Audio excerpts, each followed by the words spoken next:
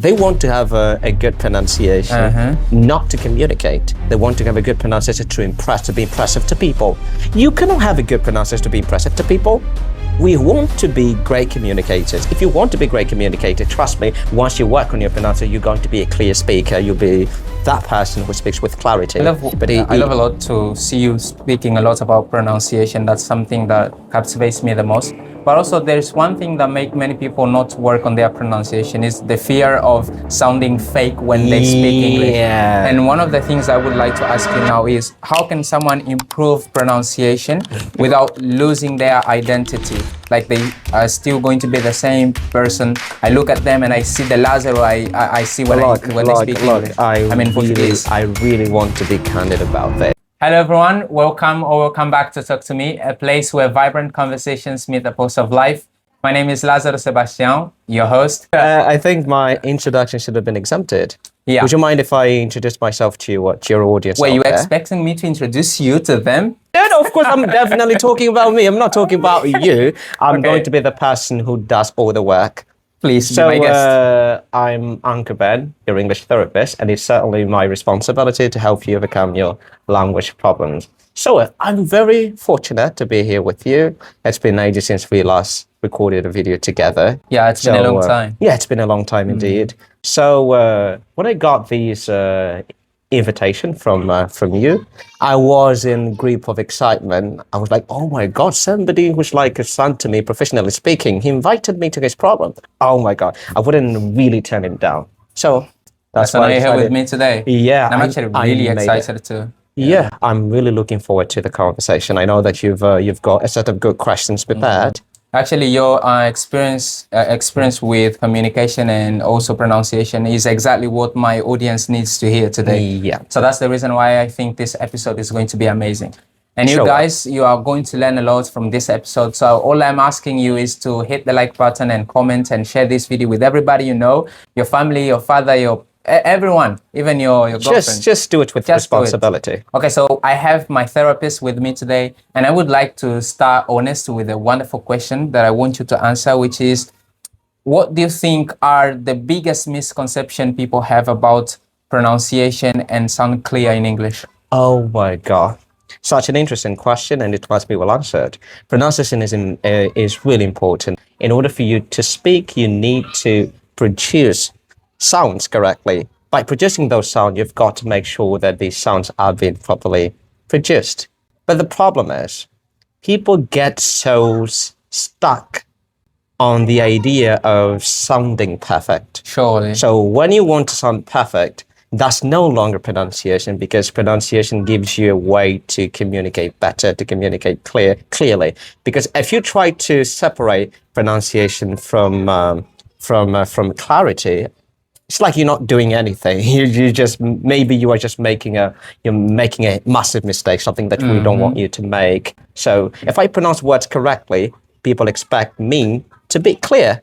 If I mispronounce words, trust me, I won't be clear at all. Do you remember there was that Indian, he was talking to Donald Trump, and he couldn't understand anything. He couldn't understand anything. That was not really about pronunciation. Yeah, surely. Yeah, it was about articulation. Some people don't have problems pronouncing words, they have problems articulating. So when you don't articulate words properly, especially if you're talking to somebody who's not familiar with your accent, make sure you articulate words by opening your mouth. But the problem is people don't do this. Why would I be opening my mouth? I'm not a crocodile. I'm not about to prey on something. No, come on. I know you're not a predator, you're a speaker. And I love that you're talking a lot about articulation, because what happens to people sometimes is they try to speak English with the sound of our native language, which is Portuguese. God, it doesn't work. For this very reason, I hate dubbed films. Yeah. When you watch dubbed films, there's something so, I wouldn't say comforting, something bad about this.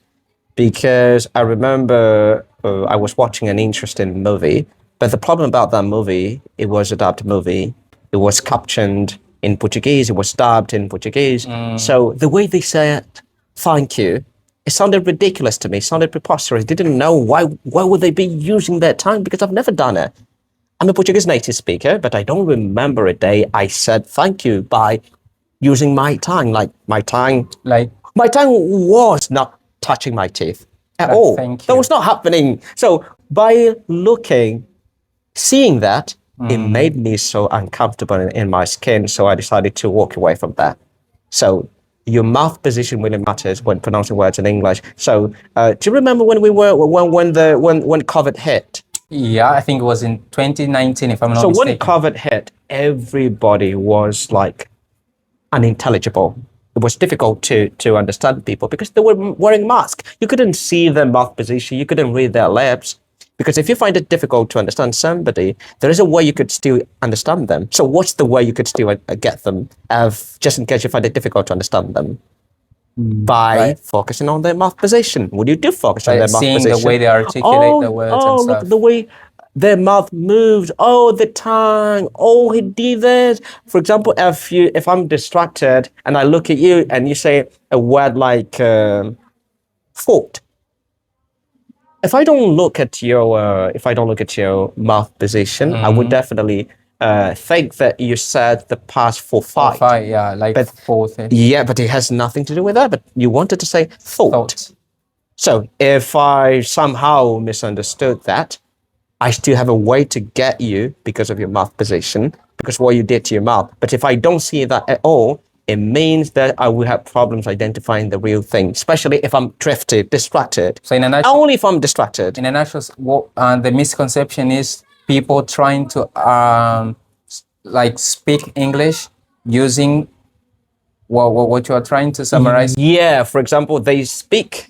They want to have a good pronunciation, not to communicate. They want to have a good pronunciation to be impressive to people.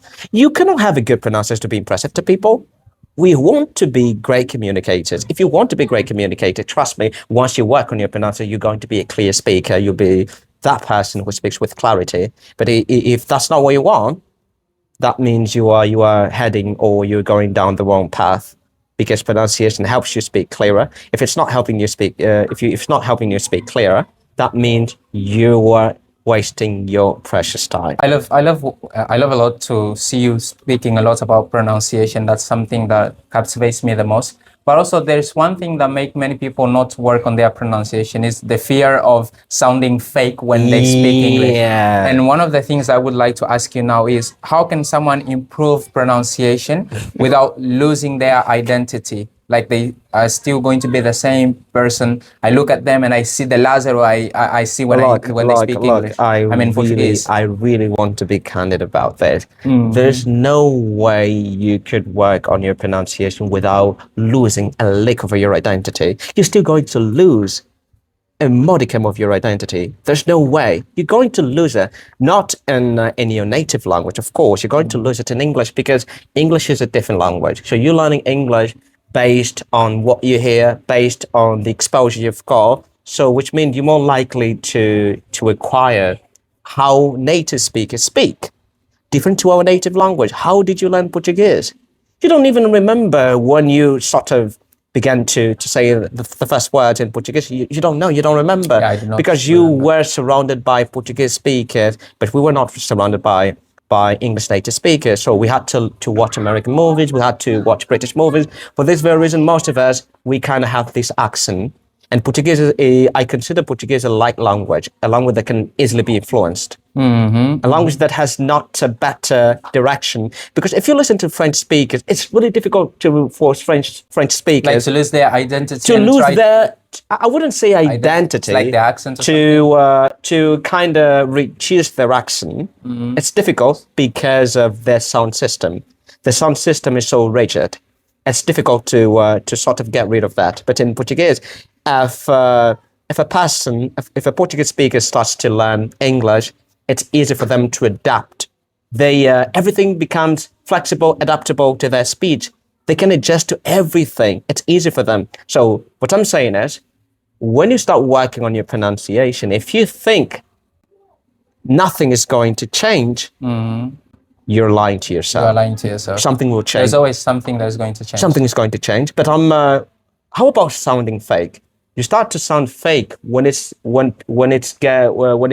gets difficult to identify you. For example, you're Lazarus. So when you start speaking, nobody can identify you as such. Nobody knows that you're Lazarus. So that's a big problem. So when you start speaking, everybody thinks that you're not Lazarus, you're Uncle Ben. So that's a big problem. Like I see you speaking, and instead of me seeing you, I start seeing someone else. Like I start seeing the person because you are I might, or something. even if the ideas are originally yours, people will not think about that. People will think that you are trying to emulate everything Uncle Ben does. Even if you have your own talent, you perform things impeccably. People will still think that, oh, he's trying to imitate Uncle Ben. That's what Uncle Ben does. But that's not the case at all. That's why authenticity when speaking matters to you, and also matters a great deal to your audience. People must know something that is uniquely yours, something that Uncle Ben does not have. Even if you imitate Uncle Ben as a stepping stone to your career. Because and that's something I would like to highlight. Sorry for interrupting, because I know that you have been my mentor for a long time. Yeah. And one of the things that happened to me when I started learning English and improving my pronunciation is that I started sounding a bit like you sounded at that time. And you were berated many times. And many people used to say, okay, don't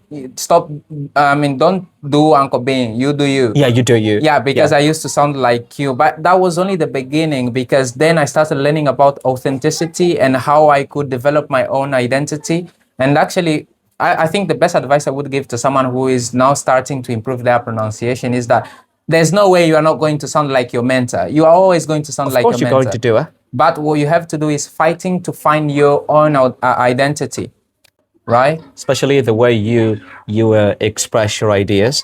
Because what is an identity? People tend to relate identity with the way a person sounds when speaking, but that's not how I see it. I see it differently. Identity has to do with how you express your ideas clearly. So when you express your ideas in a way that everybody can tell that, oh, that's Uncle Ben speaking, that's how that person thinks. It's like pastors.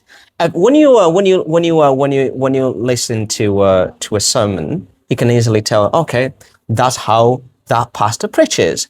That's how that man preaches.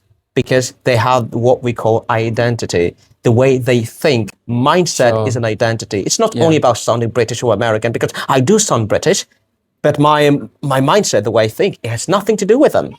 I do care about Africa. I fight for our values, and I do not say that people should go around sounding British. No, there's something that happened, just like I explained from the get-go. It was something that we really didn't have much of a choice. We were surrounded by this. If you get the Oxford Dictionary, it provides you with the British sounds. That means there's no getting away from it. Yeah. For example, you've got the word. What's that word? We've got the word coffee. If you say coffee, are you sounding like a Portuguese speaker? You won't sound like a Portuguese speaker. Coffee. Because if I tell you, how do you pronounce this word? We've got the word responsibility. If you say responsibility, are you going to sound like a Portuguese speaker? No, you won't sound like a Portuguese speaker. It has very much to do with how your ears are adjusted to something. If your ears are acclimated to something, trust me, it's going to be much easier for you to produce the sound just like native speakers do. But if you don't have that thing from the beginning, it will really be difficult for you to have that perfect sounding. You might have difficulties pronouncing words the same way native speakers do, but that's not a problem. You can speak English so well, so clearly without sounding like a native speaker. And I know many people out there, they don't sound like native speakers at all, but when you communicate with them, you say, oh my God, that guy is really good. I love talking with him because of his mindset. And I know people who are very good at English, their pronunciation is good, but they like ideas, they like mindset. They have nothing to offer. And that's what really matters to me. If you sound British, but you still have something you could offer us as English learners, mindset, strategies, that's what really matters to me. So basically, what you mean is when you start improving your pronunciation, you are not leaving your identity behind. Actually, pronunciation is not identity. No. But identity has to do with your mindset, the way you articulate your ideas. And the way you care about your people, the way you talk about where you come from. That's identity. That's identity. That's identity. Because we live in a blended world. We live in a blended world. pronunciation or accent as identity, there's something that was discussed years ago. That's an old-fashioned way of thinking. A modern way of thinking, we shouldn't go around considering accent as only feature of our identity. No, there are many Africans who kind of sound American, British, but the way they talk about Africa, they've been opening eyes. They tell us that's what you should do for Africa. We should do this and that. If we do this, Africa is going to be a better continent. But they sound American, but that does not undermine or diminish the level of being African. No, it doesn't. So Of course it basically, doesn't. those people will say, he's speaking with a British Oh, accent. come on. You have to honor your culture. It has nothing to do with the culture because you may tell me you have to honor your culture by speaking the way Angolan people speak, but you don't even value like the national anthem, for example. So my question you is, don't like for the example, food my from question Africa. You is, don't like. there is a question Yeah. for everybody out there watching this. How many cultures, how many identities do we have in our country? So we've got people from Congo living here. So we're all Africans. People from Congo, people from South Africa, people from Ghana, people from Zambia. So it's a blended society. Even if you're from Wales, people really can tell if you're from Wales because of the way you speak. People sometimes tell you that you're from Wales because of the way you behave. Behavior is important, right? Your attitude towards a person, that's what really matters to me. If you don't sound like somebody from Wales, like when in terms of sounds, it's not something that would bother me. It doesn't bother me at all. But if you share the same ideas, values as somebody who was actually born there, that's identity for me. Identity Yeah. is about ideas, values, ideals too, right? Care. Yeah. It's about Protection. everything. I mean, all things culture, not just the language. I would like to ask you the final question, which is, what are some of the strategies that you can share with someone who wants to sound natural? I mean, like he wants to improve their this person wants to improve their pronunciation, but doesn't want to sound robotic. What are some of the strategies that you can share with this person? But look, it's like going to the gym, mate. I think you're a gym rat, aren't you? Not really. Not really. No, but I do some push-ups sometimes. Oh, I thought you were a gym rat. Look at you, Some man. push-ups and pull-ups. You're ripped. Well, look at me. Look, it's like going to the gym. Yeah. So when you get to the gym, you're left the way, so everything feels taxing, Yeah. uncomfortable because you're not used to it. So you're learning a new language. Trust me, it will feel unnatural at first. It will not feel like something easy, something doable. No, it will not sound that way at first. It's going to be really difficult at first. So you have to be willing to make that easy and natural by lifting. So by speaking, you cannot work on your pronunciation and expect to sound natural without working on it. There are people who want to sound natural when speaking English, but they don't speak. They learn a lot about the sounds of English, but they don't They read a communicate. lot. So they keep all the vocabularies. all the Like things they know, dictionaries, all they the keep it. information they know. They keep everything to themselves. So how will you sound natural if everything you have only belongs to you? You are the only one who has that. You will not become a natural speaker if you only keep that to yourself. You have to speak and be like an artist. Because when you're like an artist, artists do not wait for a campaign to work on their craft. They don't wait for a client to work on their craft. They do it every day. They work towards it. So if you want to be somebody who sounds like a real person, not like a ChatGPT. We see many texts there on Facebook, people, writing amazing, perfect text on Facebook. But when you do talk to them when you do talk to them in person, You understand that this is not the same person. yeah, of that course, writes because those, when you do talk to them that in writes person, those that's not how they texts. communicate. Yeah. That's not how they structure their sentences. Everything So what you is have to well do is structured on the internet. preparation is key. Talk to yourself. Do not only speak English when you have somebody to talk to. No. Speak English or talk to yourself even when you don't have anybody to talk to, because you can do so much by yourself. Yeah, that's the answer I have. Thank you so much. Actually, your tips are amazing. I'm also going to to put into practice some of them. because I really think they are really essential for someone who wants to improve their pronunciation. Wow, amazing. And for you who is watching this episode right now, I really want you to practice what we have taught today, because this is obviously going to change the way you speak, the way you communicate, and the way you guide your listeners to your thoughts. So, Zola Menga, thank you so much for being here, aka Uncle Ben, Mr. Responsibility. And there's something actually. I heard from the grapevine that people are using your name as a verb. Like, I need to Uncle Ben my pronunciation, Oh my which God. is I need to improve my So pronunciation. Uncle Ben holds tons of meaning. Trust me. Uncle Ben Yeah. can also be whack as a noun.